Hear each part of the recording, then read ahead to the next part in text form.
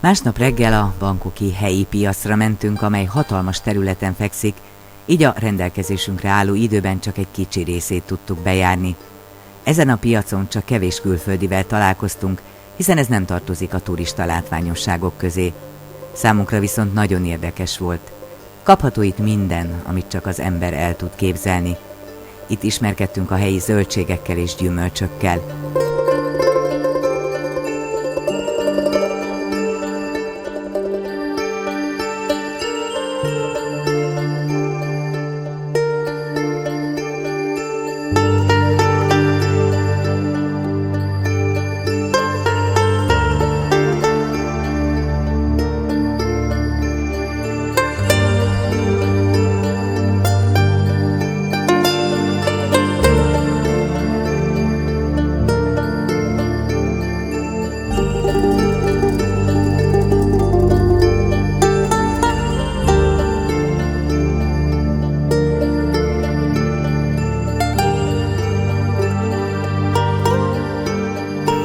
A nap további részében egy hatalmas műszaki áruházba látogattunk, melynek tetejéről csodálatos kilátás nyílt Bangkok belvárosára.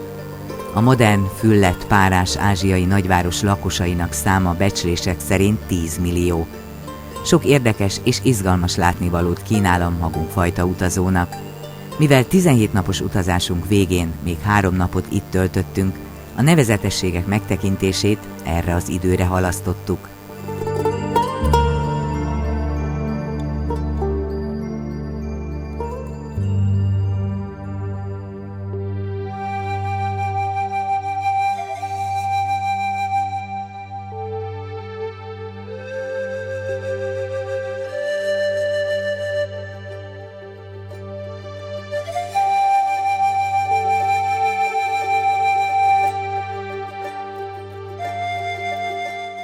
Kora este már ismét a bangkoki repülőtéren voltunk, hogy tovább utazzunk az ismert üdülőhelyre, Phuketre.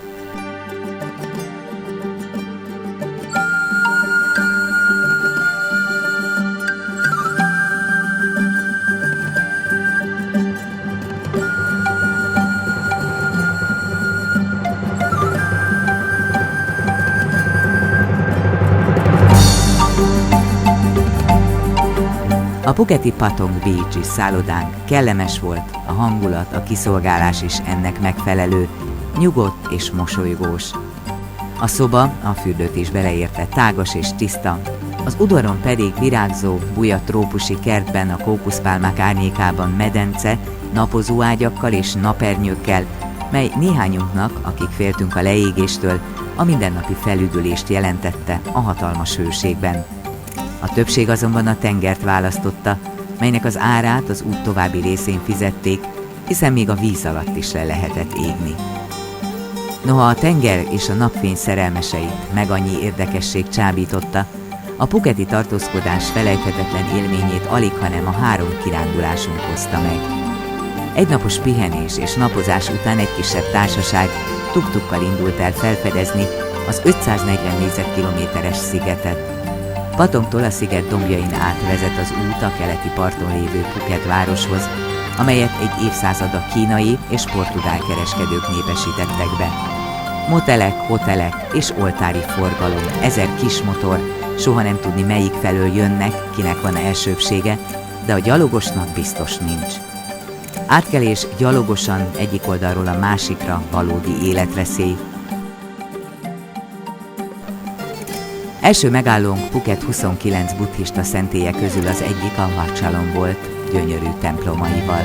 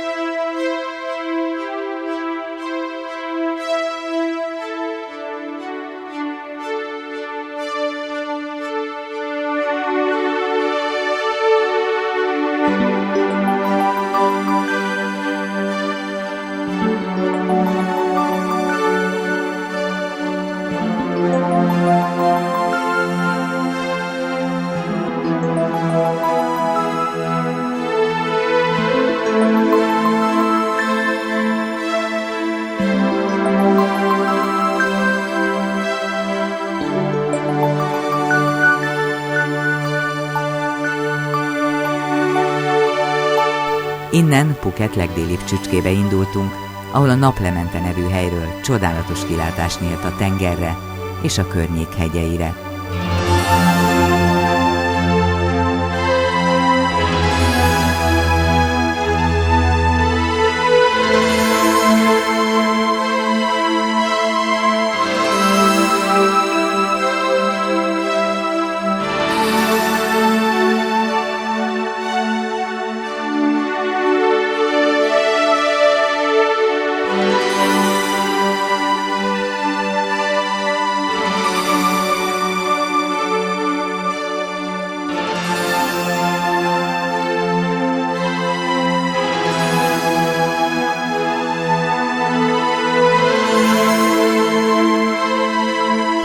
A kilátónál lévő szentély arról volt nevezetes, hogy ha valaki egy szertartás keretében kéréssel fordul Buddhához, az teljesül, és ha így történik, akkor vissza kell menni arra a helyre, és egy elefántszoborral kell köszönetet mondani.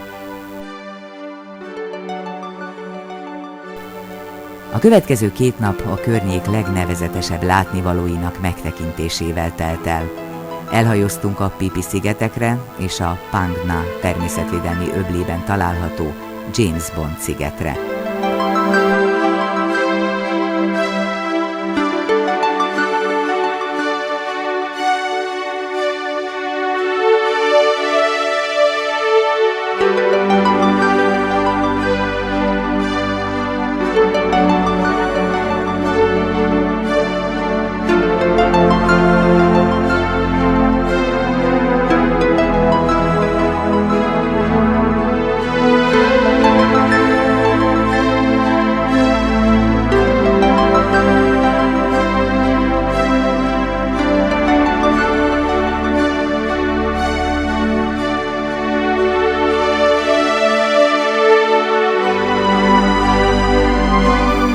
A Phi Phi szigetek Tájföld legfelkapottabb helye, amit a Beach című filmnek köszönhet. Phi Phi tulajdonképpen 2 sziget. Az egyik a teljesen lakatlan Phi Phi Lek, itt forgatták a filmet, míg a másik Phi Phi Don, a turisták kedvelt nyaralóhelye. A 2 Phi Phi sziget partvonalát a sziklák és a víz kombinációja teszi páratlanná, és az őserdő öltözteti. A vulkánikus eredet miatt, a magukba zárt ásványi anyagok miatt mindenféle színű vörös, fehér, szürke, fekete sziklafalak zuhannak függőlegesen a vízbe, a sziklafalak alját pedig szinte mindenütt alámosta a víz, barlangokat alkotva. Látszik, hogy valamikor még odafent születtek a sziklák, félhegyoldalak, és hogy honnan szakadtak le, és most egymás hegyére hátára zuhanva állnak magányosan a vízben. A barlangokba betörő hullámok pedig itt-ott vízpermetként fúvódnak vissza, mintha gőz törne elő a kövek közül. Nem messze a szigettől lehorgonyoztunk a nyílt vízen egy nagyobb korallzátony felett, itt lehetett búvárkodni. Volt is mit nézni. Felfedeztük az örök csend és ezernyi szépség birodalmát. Rengeteg színes halat láttunk.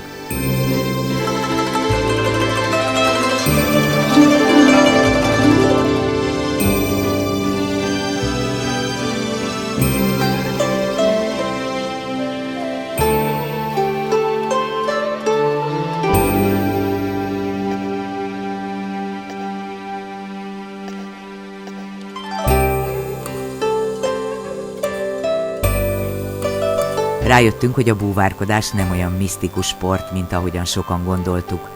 Néhány perces tanulás, a mentőmellény és a búvárpipa használatának megtanulása után már mindenki a vízben volt, hogy gyönyörködjön a tenger mélyének csodáiban. Ezt követően folytattuk utunkat Phi Phi Don súlyzó alakú szigete felé, mely festői hegyekkel, ijesztő szirtekkel, hosszú, homokos strandokkal, smaragdszínű vizekkel és figyelemre méltó madár és tengeri élővilággal várt bennünket. Középső részén a súlyzó fogójánál mindkét oldalon hosszú, fehér homokos partok vannak, csupán néhány száz méterre egymástól, köztük pedig a turistákat befogadó, zajos falu terül el. A szigeten egyáltalán nincs út, így autók sincsenek.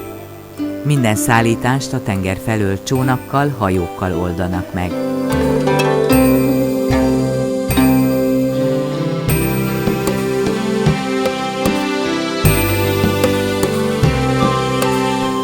A hajóból kiszállva rögtön a főutcán találtuk magunkat, ami gyakorlatilag egy keskeny gyalogösvény, két oldalán boltokkal és strandokkal. Az egyik is mellékutcából nyílt az az étterem, ahol megebédeltünk. Svédasztalos ebédünk volt, úgyhogy meg lehetett kóstolni mindenfélét. Volt egy tengergyümölcsei leves, ami meglepően finom volt. Utána gyümölcs és kávé.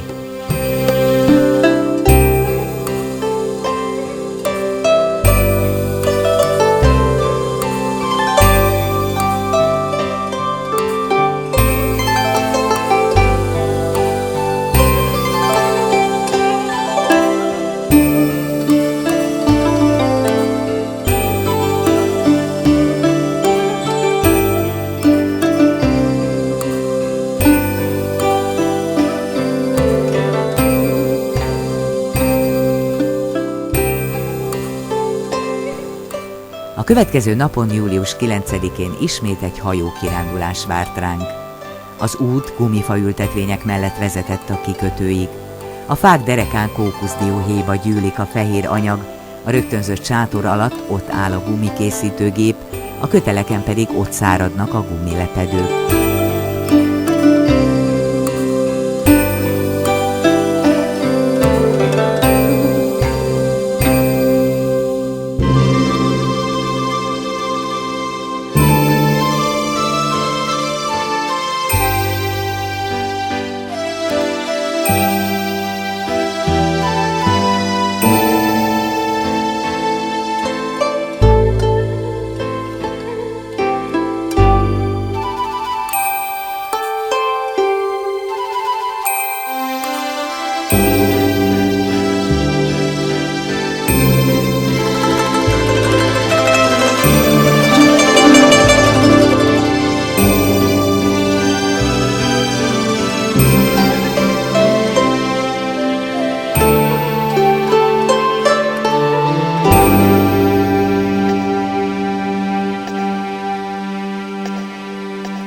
Aztán a partmenti mangrove erdők mentén a James Bond szigetekre hajóztunk, ahol az Aranyfegyveres férfi című James Bond filmet forgatták.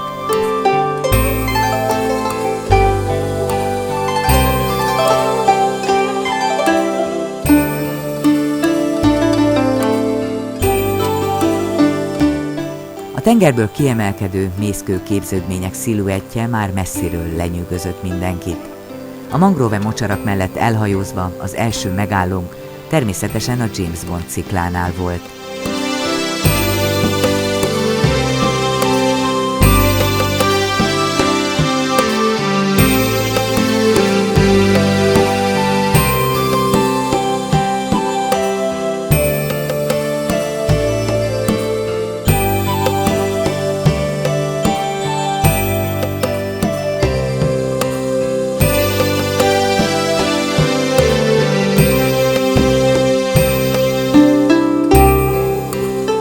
A fő célpont természetesen a Kok-tapu, a Szökhegy volt, amelyet az utókor nevezett át James Bond szigetre.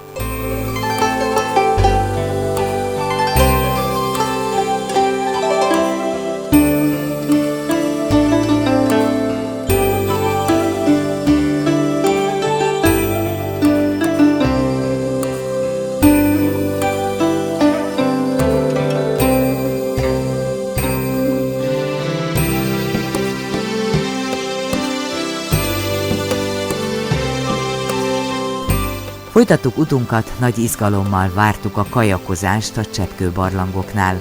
Párosával szálltunk a kajakokba, amihez járt egy vezető, vagyis nem mi eveztünk. Nem túl egyszerű feladat a barlangokban a lenyúló cseppkövek, a vízből kiálló zátonyok és a többi kajak között lavírozni, de a helyi navigátorok és evezősök hibátlanul megoldották a feladatukat. Nekünk a fotózáshoz és a videózáshoz is furcsa testhelyzeteket kellett felvenni. Először egy sziklafal alá evezünk, ezután a sűrű mangrove erdőbe vezető, kisebb-nagyobb csatornákon manőverezgetünk, több lagúnát és egy barlangot is felkeresve.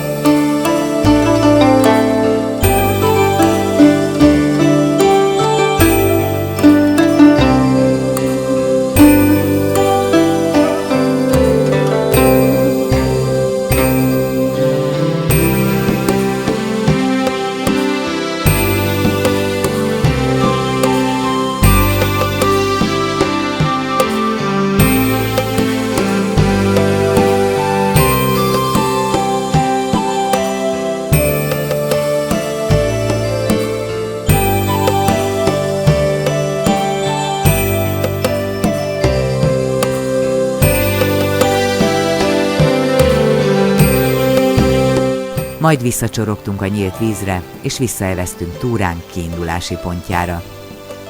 És ha már erre jártunk, nem hagyhattuk ki Kopenjét sem, egy hamisítatlan cölöpökre épült muzulmán halászfalut, mecsetjével, iskolájával. A program részeként itt fogyasztottuk el az ebédünket, majd körbenéztünk a vízre épült faluban.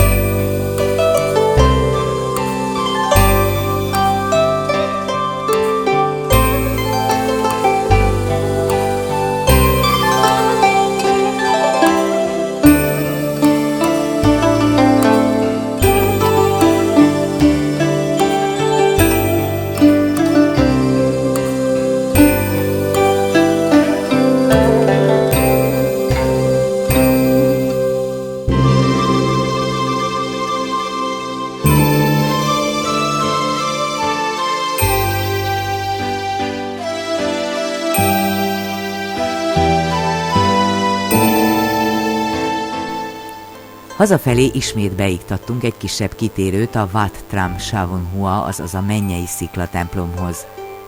Úti könyvünkben olvastuk, hogy rengeteg barlang található itt a sziklák belsejében, és mindközül az egyik legérdekesebb ez a szikla szentély, tele Buddha képekkel és denevérrel. A szentély két fő barlangból áll, a nagyobb egy 15 méteres fekvő Buddhát tartalmaz. A kisebb barlangban szent zászlók és egy bölcs remete szobor található. Az egyik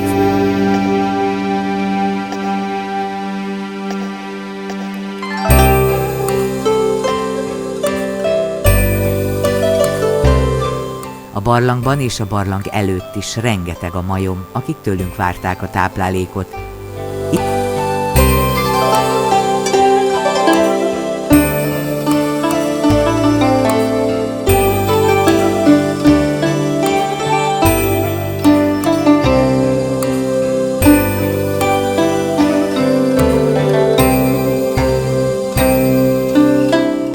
Itt láttunk először igazi trópusi esőt, úgy szakadt.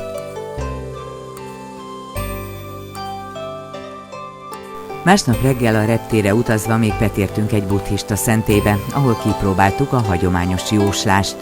Egy bambuszrudakkal teli dobozt addig kellett rázogatni, amíg egy és csak egy rudacska ki nem esett belőle. A rajta lévő szám mutatta, hogy melyik előre megírt jóslatból tudjuk meg, mit hoz a jövő. Sajnálatos módon a hosszú és erősen sormintaszerű táj magyarázatot körülbelül fél sorban foglalják össze angolul. Így aztán honnan tudja az ember, mire számítson a jövőben.